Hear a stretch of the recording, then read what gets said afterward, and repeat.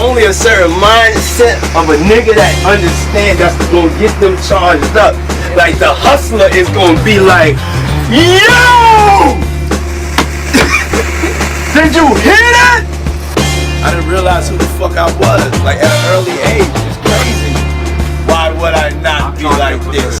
You have to understand the system that produces the images that you see. Hey there, so I was putting together a couple of clips to paint a picture of everything that's happening. There's so much going on and I'm gonna be back with more, but for now I just needed to get a baseline understanding of the world of mass media. The power of media has been used to control the world for a long time, and the Hollywood entertainment industry is as old as Roman theaters and Colosseum fights. The origins, power, and influence of the media is often overlooked. So I'm just gonna catch you up on something deeper and more mysterious about the media.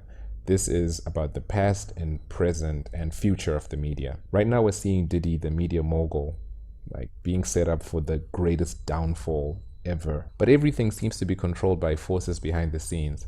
But we don't care about flesh and blood, so I'm going to go into the spiritual implications of what's happening right now. Media is very important for our freedom because it's an invisible empire ruling the world. The same way Diddy's secrets have been hiding in plain sight is the same way the media cult hides under our noses. Just allow me to explain a bit. The media is the most relevant institution in the world. Right now we're seeing this using some form of media. Media means in the middle. It's in between what we want. So it's often invisible. The invisible hand of the media is the ultimate tool for mind control. There's a good reason Elon Musk bought X. I want to talk about how the media started from the Bible. This is the secret story of Keturah, and many people don't even know about the existence of Abraham's other wife named Keturah. She's believed to be related to the child of Japheth called Madai, found in the Table of Nations. The first Madai was a Gentile. So Keturah came into the picture after Sarah died. She's a concubine who turned into his wife, and her name means incense or fragrance. This union isn't as well known as the relationship with Sarah and the other one with Hagar. But I think it's because most things concerning the media is often invisible, yet in plain sight. Genesis 21 says Abraham had taken another wife whose name was Keturah. Keturah's children carried on the Abrahamic line with the Abrahamic blessings. Genesis 25:2 says Keturah's children were Zimran, Jokshan, Medan, Midian, Ishbak, and Shua. The Midianites play significant roles in later biblical stories. They feature in various instances, and sometimes they're the bad guys, and sometimes they're the good guys. Moses fled to Midian and married a Midianite woman. The Midianites were involved in conflicts with the Israelites. The Medes were God's instruments against Babylon. Notice Moses married a Midianite woman, so the line of Moses literally has Midianites. So Keturah and her children represent an important but often overlooked branch, but this is a vital piece of the puzzle. Midian were the ancient bloodlines of the Midianites. The ancient Iranian people, the Medes, rose to prominence in the 7th century BCE.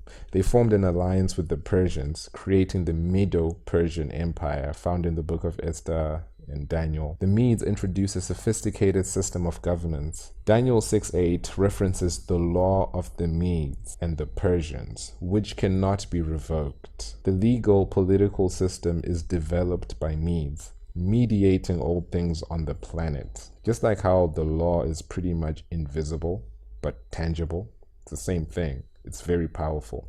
So the Midianites are extremely powerful and actually invisible. So they actually used mediators. They set up satraps, governors and magistrates and judges to manage the different regions.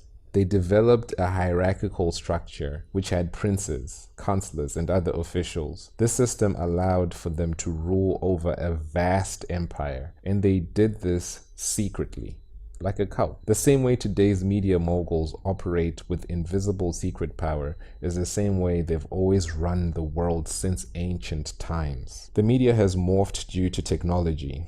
But it started with the introduction of the stone tablets by Moses as a media mass communication device from God. All media is a tool to change minds, actions, and behavior. Biblical media isn't exactly like digital media platforms we have today. Instead, think of it as a means of mass communication and influence. The ancient Midianites were able to control the mind of the people by creating or materializing something made of matter, such as monuments and statues, or public proclamations, or music and ceremonies and other written decrees. The Midianites were so successful that they ended up literally creating idols and gods. The ancient idols, statues, and images were in between, in the middle, and mediating between man and God. Today, we still have idols. The idols of today are stars and celebrities and money, hence the story of Diddy. One major idol was Nebuchadnezzar's golden image. This is in Daniel 3. So when the Medes and the Persians conquered Babylon, they carried on many occult practices. The golden statue was to be worshipped by everyone when they heard specific music. Up to this day, musicians are decked in gold and they are worshipped on stage. There's a relation between gold and music. This is a Babylonian culture that's promoted by the media empire, and there's nothing new under the sun. Today, digital screens and Golden Grammy Awards are the visual part of the media, not statues and wooden gods. Maybe they're still there, but they're not as prominent. And today's audio media is rap and dub and electro, not necessarily drums and horns. In the ancient world, there were scribes, but now we have algorithms and scripts. Hollywood is the global mind control center. The world is run by the media, and the power of the industry is often invisible. Before his arrest, nobody knew the power of Diddy's media control. Him and Epstein were powerful because of the media videos they collected. To dig even deeper into the powerful icons of the world like Hugh Hefner, we look at the power of the media. Hefner had an iconic look, brand, and magazine that changed the world and inspired people. Huge media figures like Diddy, Bill Cosby, and R. Kelly simply wanted to be like Hugh Hefner, but it backfired.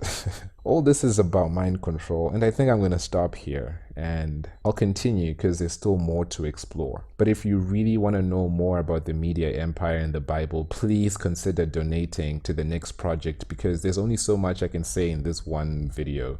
In the meantime, please enjoy the free interactive ebooks below that I made for you. They are completely free. I would love to create more inspirational and educational media, but it takes time and effort. So your help will be necessary for more transformative information. I have many books I'm working on, and one of them will be called Media Masterminds. Keep your eyes peeled for that. If you want it to come out sooner, you can help by contributing to the cause. Our people are perishing from a lack of knowledge. Do you realize that? My success depends on you, not YouTube, right? It's on you, not YouTube ads. So if you want more, let me know by backing me. Thank you so much, and with love from Africa. And one last word: vex the Midianites and smite them, for they vex you with their wiles.